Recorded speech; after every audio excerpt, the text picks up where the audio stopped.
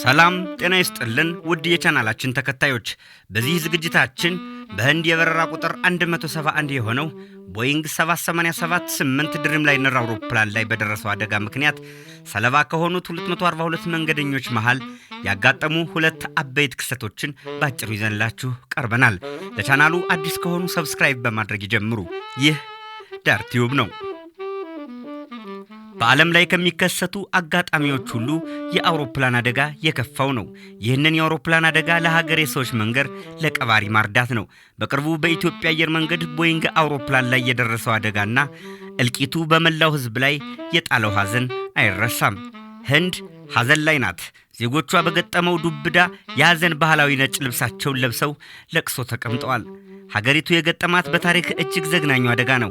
የህንድ መላው 1.4 ቢሊዮን ህዝብ ብሔራዊ ሐዘን ውስጥ ይገኛል። አውሮፕላኑ በህንድ ምዕራባዊ ግዛት ከሚገኘው አህመድ አባድ ከተባለ አየር ማረፊያ 242 መንገደኞችን ይዞ በረራ ጀመረ።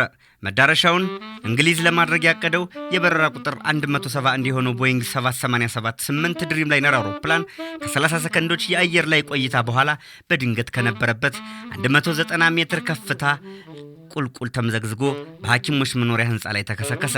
ታዲያ ከዚህ አስከፊ አደጋ በኋላ እጅግ ልብን የሚሰብሩ ዓለም አቀፍ መረጃዎች ሾልከው መውጣት ጀመሩ። ከነዚህ የአደጋው ሰለባዎች መሃል ግን የአንድ ቤተሰብ አባላትን እልቂት ከያዘው መርዶ በላይ መንፈስን የሚረብሽ አጋጣሚ አልነበረም። ዶክተር ኮሚና ባለቤታቸው ዶክተር ፕራቲክ ከሶስት ልጆቻቸው ናኩል ፕራዲያትና ጆቪሽ ጋር በአንድ ላይ በአውሮፕላን ሲጓዙ በደረሰ አደጋ አምስቱም የቤተሰብ አባላት ህይወታቸውን አጥተዋል። ዶክተር ኮሚ ከምትሰራበት ሆስፒታል ለተሻለ ስራ በማለት ወደ እንግሊዝ ለንደን ከተማ መድረስን አቅዳ ነበር። በእንግሊዝ አዲስ ህይወትን ለመጀመር ከቤተሰቧ ጋር በጉጉት ስትጓዝ ነበር። ዳሩ ግን ነገ የተሻለ ህይወት ይኖረናል፣ ከቤተሰቦቻችን ጋርም መልካም ኑሮን እናሳልፋለን ብለው ሲያስቡ ያልጠበቁት አደጋ የሁሉንም ህይወት ቀጥፎ ላይመለሱ ቀርተዋል። በዚህ አሳዛኝ ክስተት ላይ የቀረው ብቸኛ የማስታወሻ ታሪክ የቤተሰቡ የመጨረሻ ደስታ ፎቶግራፍ ሆኗል።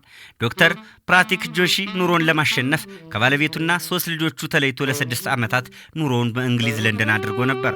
በጊዜ ሂደት ውድ ባለቤቱንና ልጆቹን ወደ ለንደን አምጥቶ ደስተኛ ህይወት የመኖር ህልምን ሰንቆ ነበር። ዶክተሩ ለዚህ ምኞቱ መሳካት ብዙ ችግሮችን አሳልፏል። ከዓመታት ውጣ ውረድ በኋላም አስፈላጊውን ነገር ሁሉ በማሟላት ቤተሰቦቹን ወደ ለንደን የመውሰዱን እቅድ እውን ሆነለት። ባለቤቱ 2 መንታ ልጆችና 1 ሴት ልጁም በለንደን የተሻለ ህይወት ለመኖር ሂደቱ ማለቁን ሲሰሙ ተደሰቱ። ለጉዞም መሰናዳት ጀመሩ። የህክምና ባለሙያ የሆነችው ባለቤቱ ዶክተር ኮሚ ቪያስ በምትኖርበት አካባቢ ታዋቂ ነበረች። ከጉዟቸው 2 ቀን በፊት ስራዋን በፈቃደኝነት ለቀቀች። ከዚያም ቤተሰቡ ወደ ለንደን ለመብረር ሻንጣውን ሸከፈ። በለንደን በአዲስ መንፈስ አዲስ ህይወት ለመጀመር ወዳጅ ዘመዶቻቸውን ተሰናበቱ። የአንድ ቤተሰብ አባላቱ ለዓመታት የጠበቁት ቀን ደርሶም በጉጉትና በተስፋ ወደ ለንደን ለመብረር በአህመድ አባድ አውሮፕላን ማረፊያ ተገኝተዋል። አውሮፕላኑ ውስጥ ከገቡ በኋላም በረራ ከመጀመራቸው በፊት በራሳቸው የእጅ ስልኮች የተነሱትን ፎቶዎች ለወዳጅ ዘመዶቻቸው አጋሩ። ወዳጅ ዘመዶቻቸውም መልካሙን ሁሉ ተመኙላቸው። ይሁን እንጂ የተሳፈሩበት አውሮፕላን በረራ በጀመረ በ30 ሰከንዶች ውስጥ በአሰቃቂ ሁኔታ ተከሰከሰ። ዶክተር ፕራቲክ ጆሺ ባለቤቱ 2 መንታ ወንድና 1 ሴት ልጆቹ በአደጋው ህይወታቸው አለፈ። የዶክተር ፕራቲክ ጆሺና ቤተሰቦቹ በለንደን አብሮ የመኖር ህልምም በአሳዛኝ ሁኔታ ሳይሳካ በጅምር ቀረ። ከዚህ አውሮፕላን ውስጥ ትራፊ ያለው የእንግሊዛዊው ሰው ነፍስ። ከህንድ የአህመድ አባድ አውሮፕላን አደጋ 1 ሰው በህይወት ተገኝቷል። የህንድ የደህንነት መስሪያ ቤትና ከፍተኛ የአደጋ መርማሪ ፖሊስ መኮንኖች በአደጋው ላይ ማንም አልተረፈም ብለው ነበር። በማስከተል ግን የሀገሪቱ ባለስልጣናት ከአደጋው አንድ ተአምራዊ ሰው መትረፉን አረጋግጠዋል። ከዚህ ዘግናኝ አደጋ መሃል አንድ ወጣት እንግሊዛዊ ከመስኮት ዘሎ በመወርወር ህይወቱን ማትረፉ ተዘግቧል። አውሮፕላኑ ከመሬት ከተነሳ 30 ሰከንዶች በኋላ ከባድ ድምፅ ተሰማ። ከዚያም ተከሰከሰ። ሁሉም ነገር በከፍተኛ ፍጥነት ነበር የሆነው ሲል በህይወት የተረፈው እንግሊዛዊ በከፍተኛ ስቃይ ውስጥ ሆኖ ገልጿል። በዚህ አደጋ እስካሁን 266 የሟቾች ቁጥር ተመዝግቧል። ከነዚህ የአደጋው ሰለባዎች ውስጥ 204 አስከሬኖች ተገኝተዋል።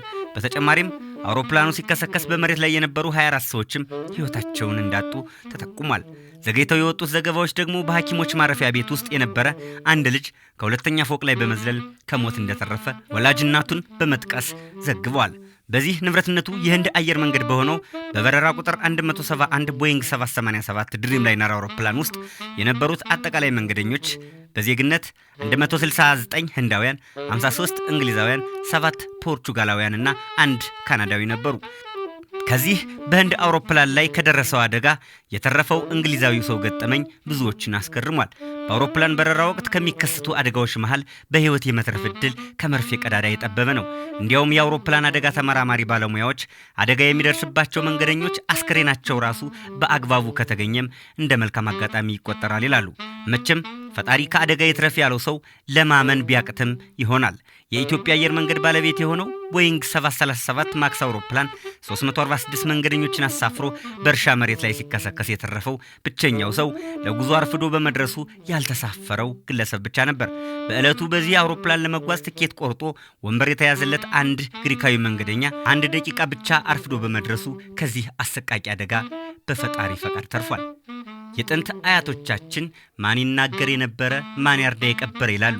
ይህ ከዚህ አሰቃቂ አደጋ የተረፈው ብቸኛው የታሪክ ምስክር በከባድ ስቃይ ውስጥ ሆኜ አይኔን ስገልጥ በህይወት አለሁኝ በማለት ለጋዜጠኞቹ ቃሉን ሰጥቷል። የህንዱ ጠቅላይ ሚኒስትር ናሬንድራ አደጋው በደረሰበት ስፍራ የተገኙ ሲሆን እግረ መንገዳቸውንም ከአደጋው የተረፈውን ብቸኛ እንግሊዛዊ ወጣት የሚታከምበት ሆስፒታል ድረስ በመሄድ እንኳን ፈጣሪ ያተረፈ ብለውታል። የዓለም ሀገራት በርካታ መሪዎች፣ የውጭ ጉዳይ ሚኒስትሮች፣ ባለስልጣናት፣ ታዋቂና ሌሎች የዓለም ህዝቦችም በደረሰው አሰቃቂ አደጋ ልባቸው መሰበሩን እየገለጹ ለሟች ቤተሰቦች መጽናናትን እየተመኙ ይገኛሉ። ፈጣሪ ከእንዲህ አይነት ወጥቶ ከመቅረት አደጋ ይጠብቀን እያልን የዛሬውን ዝግጅት አበቃን። በየዕለቱ የሚቀርቡ መሰናዶዎች እንዲደርሷችሁ ቻናሉን ሰብስክራይብ በማድረግ ቤተሰቦቻችን ይሁኑ። በያላችሁበት ሰላማችሁ ይብዛ። ኢትዮጵያ በክብር ለዘላለም ትኑር።